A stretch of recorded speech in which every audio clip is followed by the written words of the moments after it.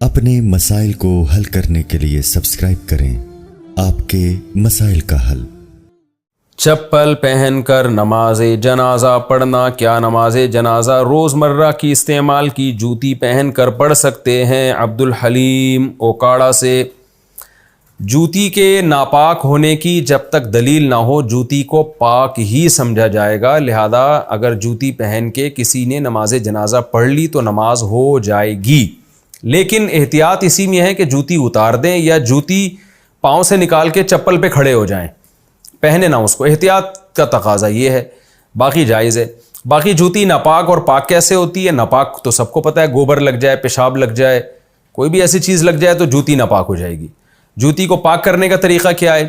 دیکھیں، جوتی کے تلوے پر اگر لیکوڈ کوئی نجاست لگی، جیسے پیشاب لگ گیا، تو دھوئے بغیر پاک نہیں ہوتی، لیکن اگر گوبر وغیرہ لگ جائے نا، جو سوکھ جاتا ہے، جو ایک جسامت والی چیز ہے، تو وہ رگڑنے سے بھی پاک ہو جاتی ہے جوتی۔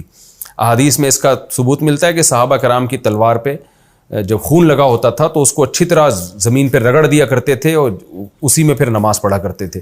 تو جوتی کو اگر آپ نے زمین پہ بہت اچھی طرح رگڑ دیا اور پھر اس میں سے اسمیل یا ظاہر ہے کوئی سونگھ کے تو نہیں دیکھے گا، غالب گمان ہو کہ اس میں نجاست کے آثار ختم ہو گئے تو وہ پاک ہو جاتی ہے، پھر اس کو پہن کے بھی نماز پڑھی جا سکتی ہے، کوئی حرج نہیں ہے۔ صحابہ کرام عام طور پہ جوتے سمیت ہی نماز پڑھا کرتے تھے، جوتے پہن کے نماز پڑھا کرتے تھے، پہلے تو یہی رواج تھا۔ پھر مسجدیں چونکہ پکی بننا شروع ہو گئیں تو اب مسجدوں میں اگر آپ چپل پہن کے جوتے پہن کے جائیں گے تو مسجدیں خراب ہو جائیں گی، تو پھر وہاں سے مسلمانوں میں رواج آیا کہ بھئی مسجد میں جوتے اتار کے جائیں، کیونکہ مسجد خراب ہوتی ہے اس سے، ورنہ صحابہ کے دور میں تو جوتے سمیت ہی نماز پڑھا کرتے تھے لوگ، تو کوئی حرج نہیں ہے جوتے سمیت نماز پڑھنے میں۔ ہاں اگر ناپاک ہو یا ایسی جگہوں پہ آج کل واش روم پکے ہیں نا، ان میں جاتے ہیں، گندگی، چھینٹیں، پیشاب کی چھینٹیں لگ رہی ہوتی ہیں چپلوں پہ، تو اس لیے احتیاط کا تقاضا یہی ہے کہ آپ چپل اتار کے نماز پڑھیں، چاہے نماز جنازہ ہو یا کوئی بھی نماز ہو۔ جوتے پہن کر جنازہ پڑھنا۔ نماز جنازہ کے لیے جوتے اتارنا کیوں ضروری ہے؟ اگر یہ دلیل ہے کہ ہو سکتا ہے جوتے میں نجاست لگی ہو، تو یہ احتمال تو زمین میں بھی ہے کہ ہو سکتا ہے اس پر کوئی ناپاکی لگی ہو۔ ساجد حسین لاہور سے بڑے ذہین سمجھدار آدمی معلوم ہوتے ہیں، آپ نے بالکل صحیح کہا، جوتا پہن کے نماز جنازہ پڑھنا جائز ہے، ہو سکتا ہے، اسے کچھ نہیں ہوتا۔ اگر آپ کو جوتے کے ناپاک ہونے کا یقین ہے تو پھر جوتا ناپاک سمجھا جائے گا، پھر جوتا آپ اتار کے نماز پڑھیں گے۔ نارملی جب تک آپ نے خود جوتے پہ کوئی گندگی لگتے ہوئے یا پیشاب وشاب کی چھینٹیں پڑتے ہوئے نہ دیکھی ہوں تو جوتے کو بھی پاک سمجھا جائے گا۔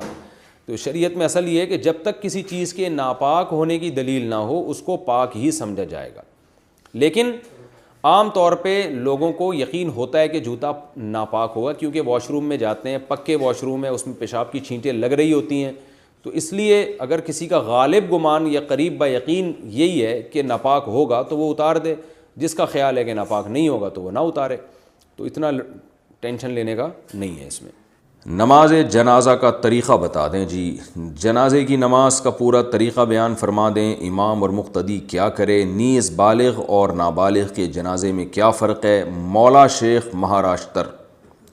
بھائی نماز جنازہ کا طریقہ بہت آسان ہے۔ نماز جنازہ میں 4 تکبیریں فرض ہیں، یعنی اگر کسی کو کچھ بھی نہ آتا ہو جنازے میں، امام نے جب اللہ اکبر کہا تو یہ بھی اللہ اکبر کہے، امام نے جب دوسری دفعہ اللہ اکبر کہا تو یہ بھی اللہ اکبر کہے، جب امام نے تیسری دفعہ اللہ اکبر کہا تو یہ تیسری دفعہ کہے، امام جب چوتھی مرتبہ اللہ اکبر کہے تو یہ چوتھی مرتبہ اللہ اکبر کہہ دے، اور امام جب سلام پھیرے تو یہ بھی سلام پھیر دے، تو یہ جنازہ ہو گیا، چاہے کوئی بھی دعا نہ پڑھی جائے، فرض ادا ہو جاتا ہے۔ البتہ طریقہ یہ نہیں ہے، مسنون طریقے پر جنازہ پڑھنا چاہیے۔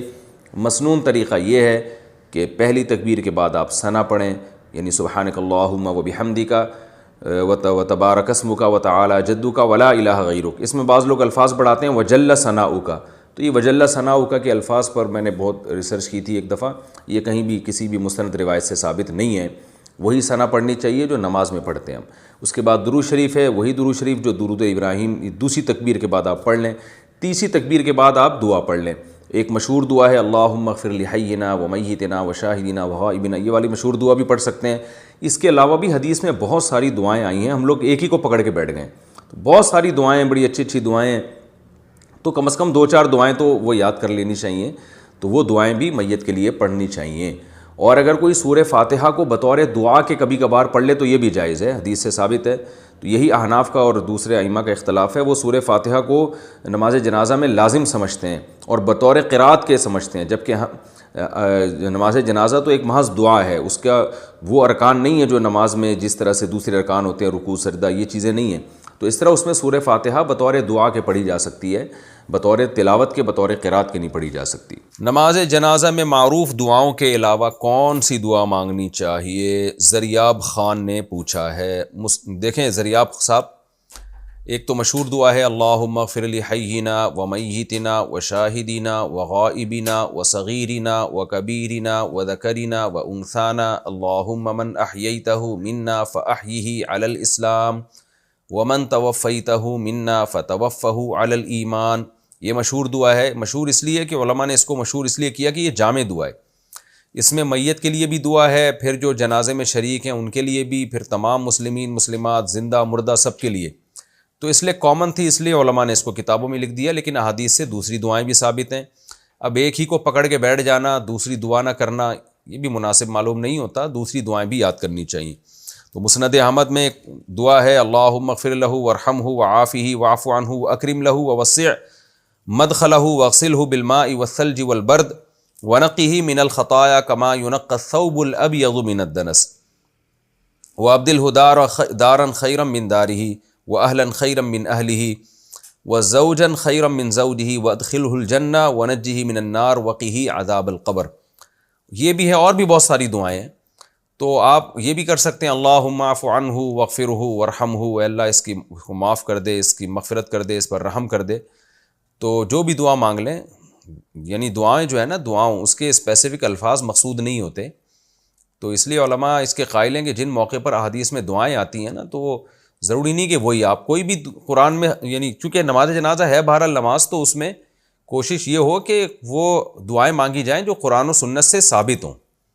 ایسا نہ ہو کہ اپنے الفاظ میں آپ دعا مانگنا شروع کر دیں، چونکہ یہ پھر اپنے الفاظ میں دعا مانگنا یہ کلام الناس کے مشابہ ہو جائے گا، لوگوں کا کلام بن جاتا ہے، اور نماز میں آپ کلام نہیں کر سکتے۔ تو اسی لیے نماز چاہے فرض نماز ہو، نفل نماز ہو، سنت نماز ہو یا نماز جنازہ ہو، اس میں آپ دعا جب مانگیں گے تو یہ ضروری نہیں ہے کہ جو دعائیں حدیث سے ثابت ہیں وہی مانگنی، یعنی اس موقع پہ جو حدیث سے ثابت ہیں۔ کوئی بھی دعا جو حدیث میں کسی اور موقع کے لیے بھی ہے یا قرآن میں کسی اور موقع کے لیے بھی، وہ بھی مانگ سکتے ہیں آپ۔ جیسے ہم اتحیات کے بعد جو دعا مانگتے ہیں رب اجعلنی مقیم الصلاۃ ومن ذریتی، اب حدیث میں تو اللہم ظلمت نفسی والی دعا ہے، لیکن علماء کہتے ہیں رب اجعلنی بھی مانگ سکتے ہیں، کیونکہ دعا کا موقع ہے نا، تو کوئی بھی دعا مانگ لیں۔